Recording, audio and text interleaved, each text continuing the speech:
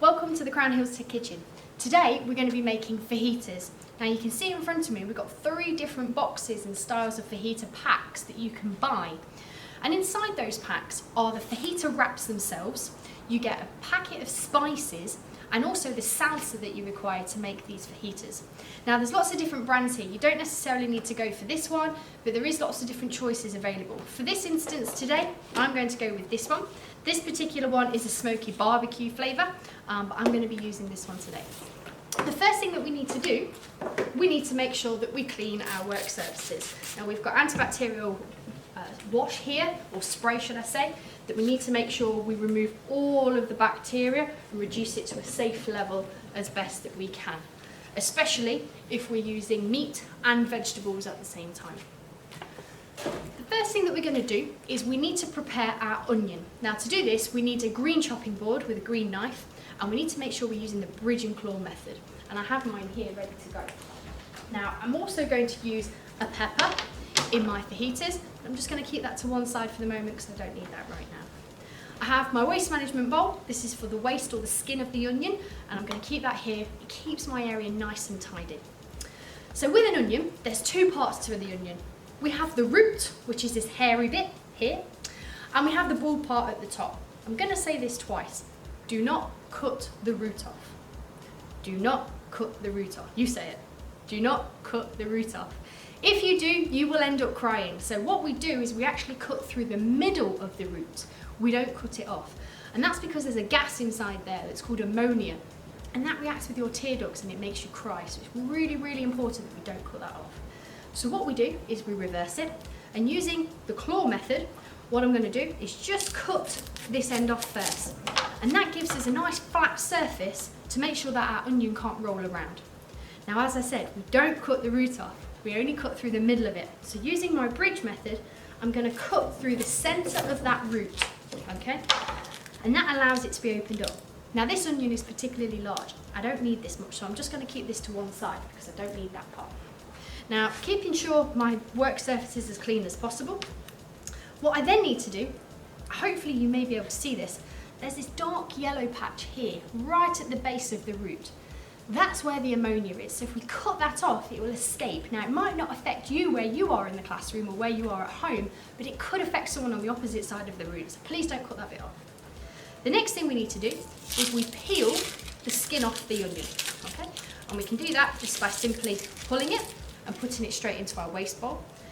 Now, the onion is fantastic. It gives you cutting lines. It allows you to see where it wants you to cut. It's the only thing that tells you where to cut. It's brilliant. Now, when you cut, we're going to leave a centimetre gap from the root. Why, you may ask? Because we don't want to let that ammonia escape, and it's important that we don't do that. So we're going to leave a centimetre gap from the root.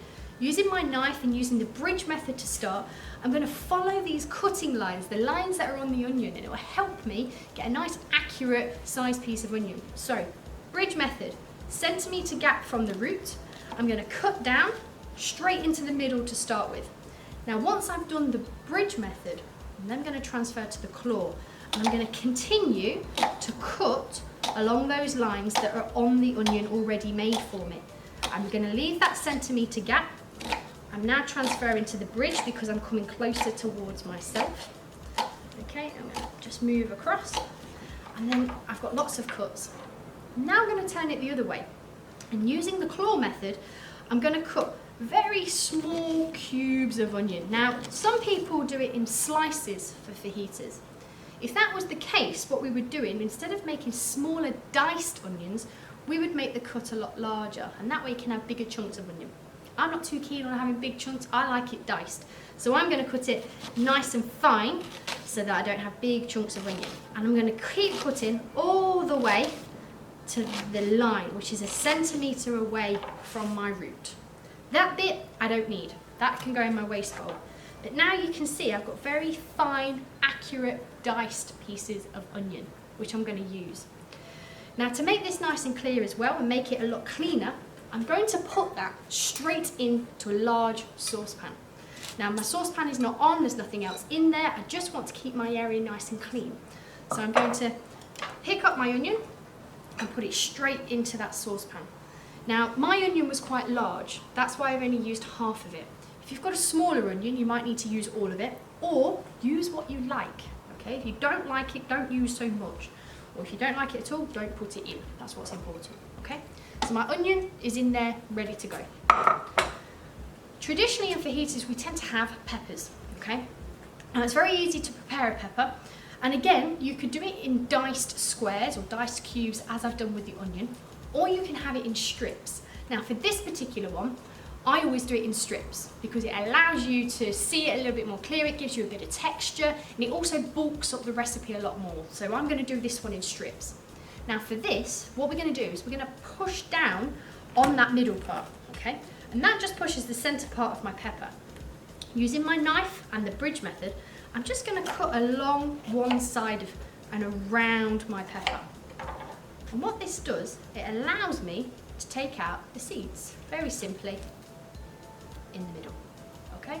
And if you don't push that in, sometimes they can come out and they can go everywhere. Best thing to do is once you've done this, just give it a quick rinse under the tap, and if there is any seeds left over, they'll just wash off, and you've washed your vegetables at the same time. I'm quite lucky, I already washed my vegetables before we started, so I'm okay to go. Again, I won't need a whole pepper for this, so I'm going to use half. I'm going to keep this to one side.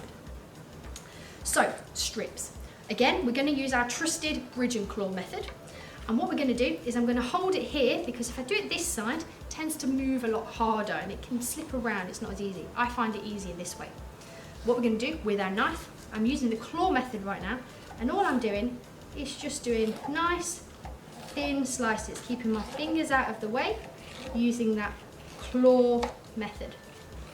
Okay, and then I end up with nice strips of pepper.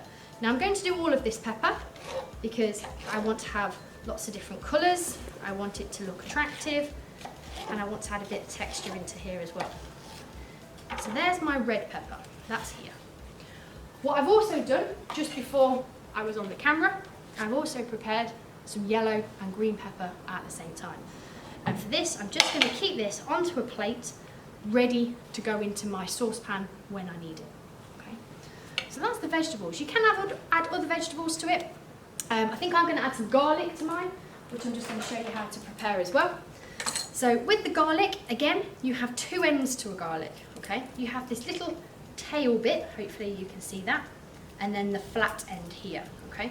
This one, luckily, has already started to peel away, but what we would do is we cut the flat end like this, and then that allows us to peel the garlic a bit like a banana, and it takes all the skin off for us because we don't need that part. Okay?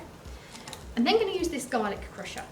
The garlic crusher has a little compartment here that comes out. That's really so we can get everything out of there that's been crushed, and it helps us clean it a lot easier. So that goes into here. Pop the garlic in, flip it over, and I'm going to put this straight in with the onion. Okay? So what we do is we squeeze it really hard, and using the green knife, just scrape the bottom part and get as much of that garlic off as possible. Now, when I open this up, there's still some garlic in there. What's wrong with it? Nothing, it's fine, it's just not gone through properly. So what we're going to do is we're going to take this part out, make sure that it's cut up, I'm going to add that straight into there as well, and that helps me to clean it. Okay? So my garlic's in there. So that's my vegetables pretty much prepared. We could add other vegetables such as mushrooms if you wanted to add that into there. The choice is yours. You can design your own fajitas and you can pick what you want to go in there. Traditionally with fajitas though, we always use meat, and it's chicken that we use in this. Now in my previous video that I've done, you will see how to portion a chicken, and I've done this and got the chicken breasts off.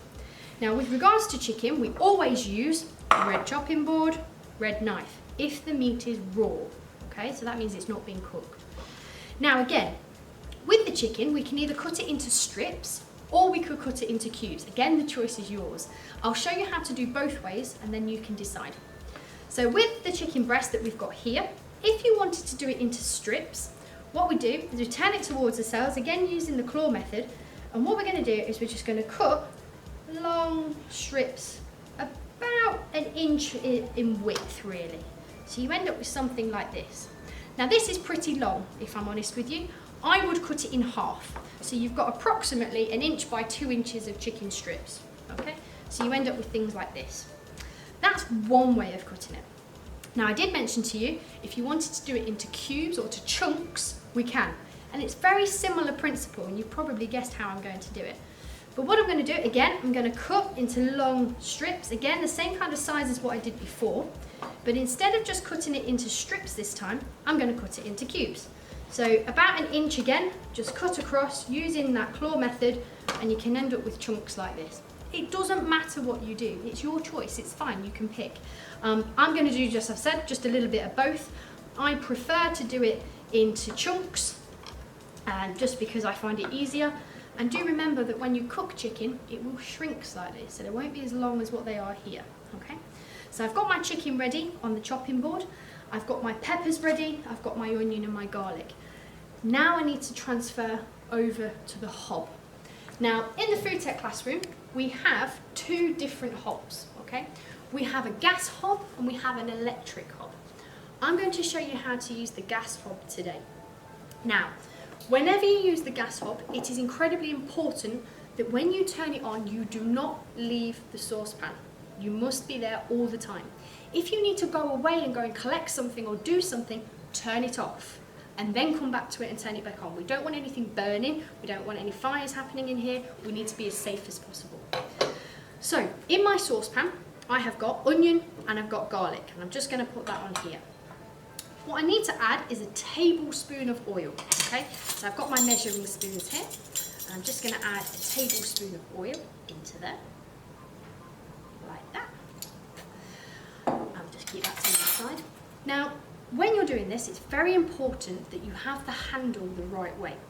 Now, if I had the handle here at the front and I wasn't looking what I was doing and somebody called me or asked me a question, I turned round, I'm very likely to knock that handle and all of the contents would fall over. Now, that's really dangerous. What we should have is the handles pointing away on the outside, because there, if I do turn around, I'm not likely to catch anybody. And also, it keeps the handle cool, because if it's over the heat, it will get hot quite quickly. So we have it like this, and then we can stir the other way. Don't just stir like this. Things move, okay? Hold it securely when you're stirring. Now, to turn it on, I have to hold it down, turn it to 9 o'clock, and then let go, okay? That is on the highest heat possible. We shouldn't have it on the highest heat. We want to turn it down so it's pointing to about 7 o'clock. Now, that's the dial. If you imagine the dial on the cooker is a clock face, we want it pointing to about 7 o'clock. So that's quite light, okay? We don't want it too big or too high a heat, because what will happen, it will burn. So what I'm going to do is I've just got my onion and my garlic in, and what I want to do is I want to fry this for about 2 minutes.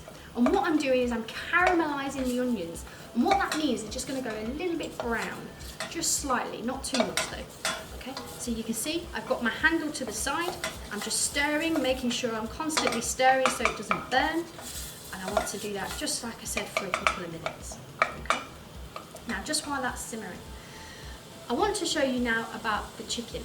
Okay, now we're going to put the chicken in next. I've got this on here.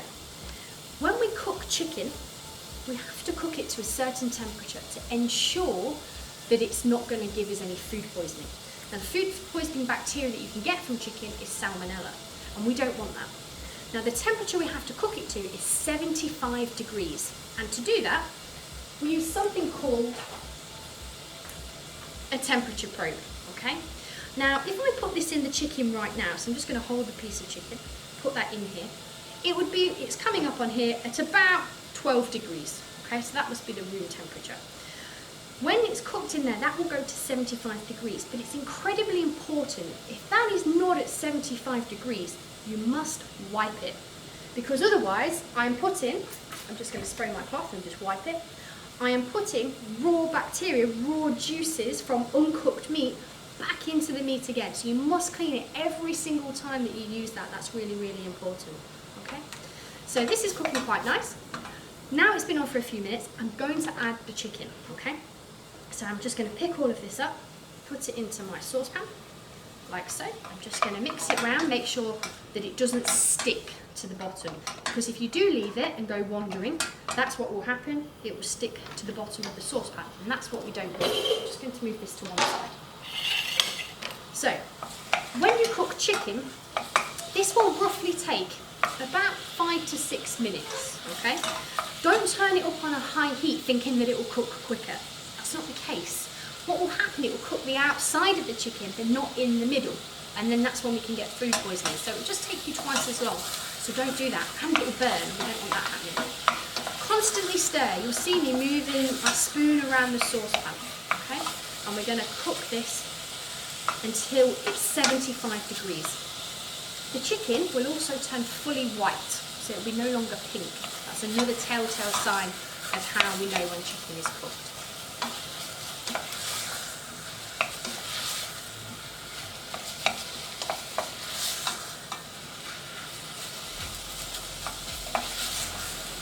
So it's probably been on for a few seconds.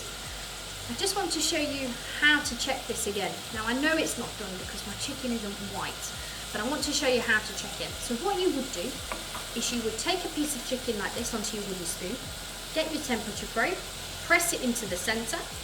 So my chicken is going up. It's currently at 30.6 degrees, which is nowhere near where it needs to be done. But I know that because my chicken is not fully white. The thing I need to do, which is really important, make sure you wipe it. That is so important because raw juice is on there right now. I don't want that transferring. So I need to continue to stir for another 4 or 5 minutes.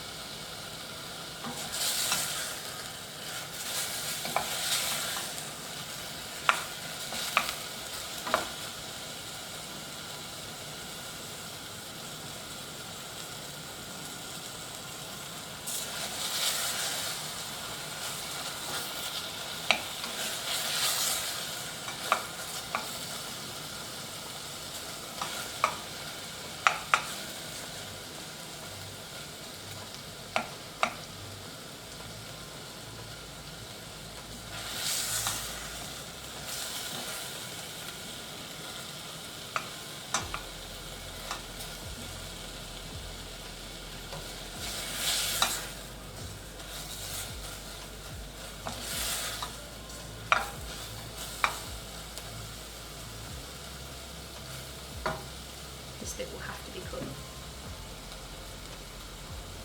It'll be cut anyway, this bit, because it's too long waiting. But it will, won't it? Doesn't matter.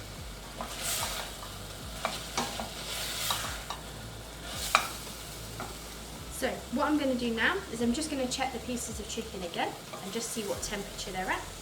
I don't think we're quite there yet, but it's always good to keep checking. So last time we were on 30.6, I think. We're now at 63 degrees, so it's getting there. I think we're about another 2 minutes away.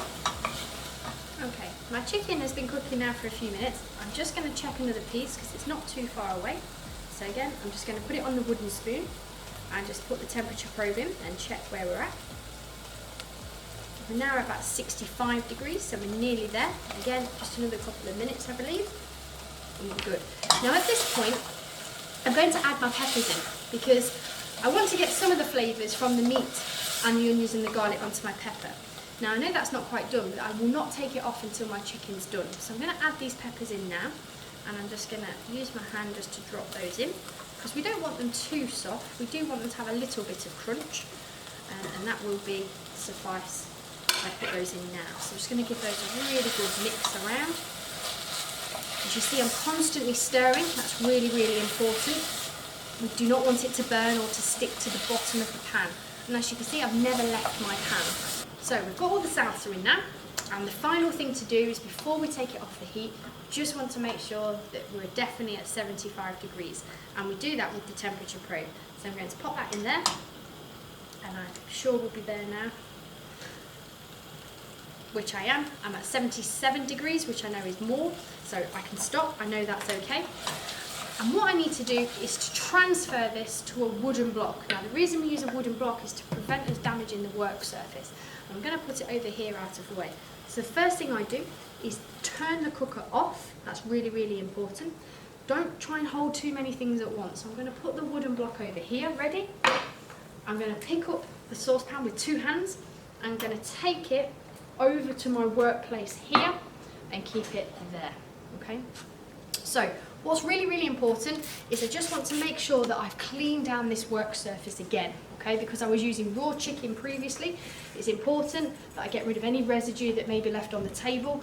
We don't want any food poisoning bacteria remaining there. So my fajitas, hopefully you can see, is now actually done.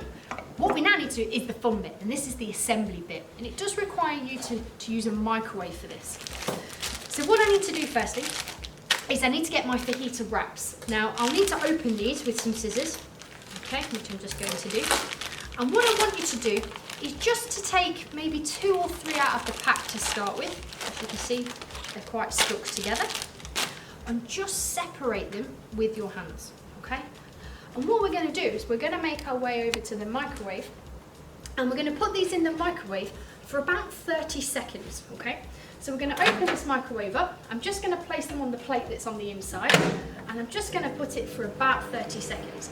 Now when they come out, that will allow us to be able to move them and maneuver them easily. When they're cold, they're quite hard, and sometimes they can break and they can rip. So we're just warming them up for a few seconds just to make sure that we can do that. When they come out of the microwave, they will be warm. They're not burning hot, but they will be warm. So do be careful when you take them out of the microwave, okay? When it's done, just open the microwave. And as I said, they'll be warm, but not boiling hot. So we can shut the microwave, and we're going to make our way back over to our workplace, okay? I'm just going to pop these here for the moment. What's always good to have is to have a square piece of foil in front of you with one of the wraps, okay? And this is what we do. We're then going to take a spoonful of the mixture, like so, hold the wrap at its edge, and just filter or place the chicken and the vegetables and the sauce, and leave about an inch gap at the bottom, okay? So don't overfill it. Now, if you're wanting to put any salad and things into there at this time, this is the time to do so. So you could put things like tomato, you could put lettuce, you could even put some grated cheese on top. And we have that, you'd have that ready in place, and you put that straight on. I'm not going to do that today, but we're now going to show you how to wrap. And what we do is we go from the bottom of the wrap, fold it from the right, fold it from the left, and that is your fajita wrap. And what we do is we roll it up in foil really, really quickly, and then I always squeeze it like a big sweetie like that. And then that keeps it in place, it keeps it warm, and nothing's going to escape from there. And I would do this for all of my fajitas, and you should make roughly between 4 and 6 fajitas.